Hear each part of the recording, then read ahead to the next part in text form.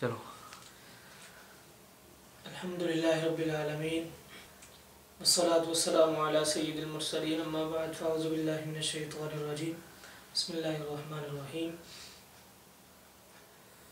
اللہم صلی علی سیدنا و مولانا محمد مبارک وسلم علیہ صلاۃ و سلام علیکہ یا سیدی یا رسول اللہ۔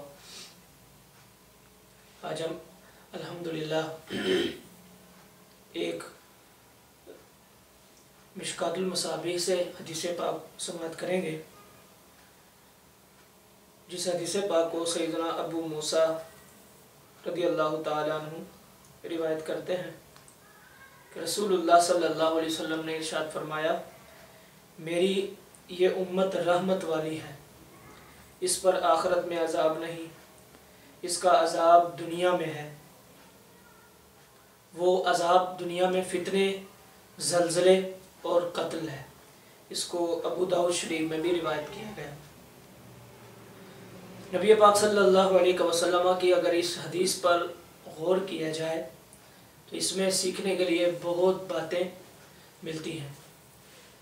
ایک سب سے پہلی بات کہ نبی پاک صلی اللہ علیہ وسلم کے صدقے اللہ پاک نے اس امت کو رحمت بخشی ہے، رحمت عطا فرمائی ہے، جس رحمت کی مثال خود آقا نامدار مدینے والے سرکار صلی اللہ علیہ وسلم ہے، اور اس کی مثال قرآن عظیم فرقان حمید کے بہت زیادہ احکامات سے بھی ہمیں ملتی ہے۔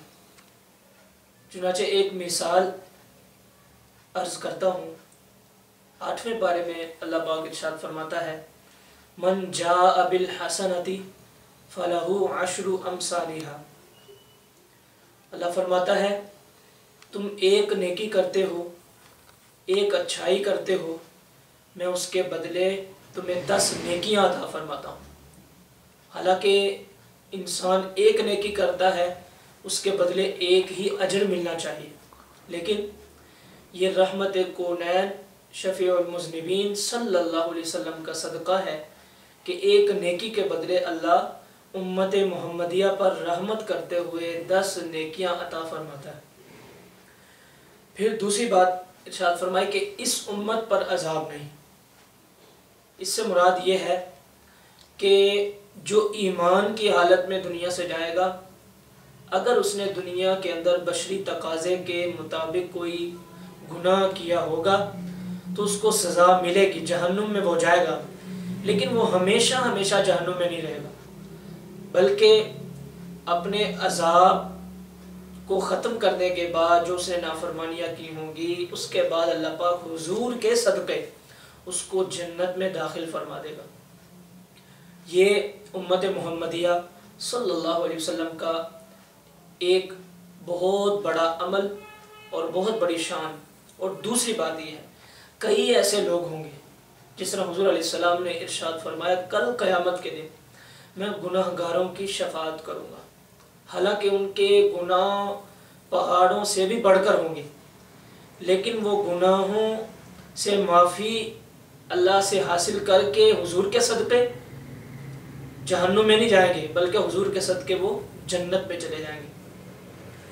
پھر دوسری بات جو ارشاد فرمائی کہ اس امت میں فتنے ہیں، زلزلے ہیں، قتل ہے۔ آج اگر غور کیا جائے، روزانہ ایک نیا فتنہ جنم لیتا ہے، روزانہ ایک نیا فتنہ پیدا ہوتا ہے۔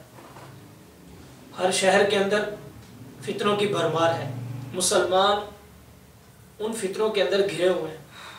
پھر زلزلے بھی آتے ہیں، پھر قتل و غارت عام ہے، لوگ ایک دوسرے کا حق کھانے کے لیے تیار بیٹھے ہیں، ایک دوسرے کو قتل کرنے کے لیے بیٹھے ہوئے ہیں۔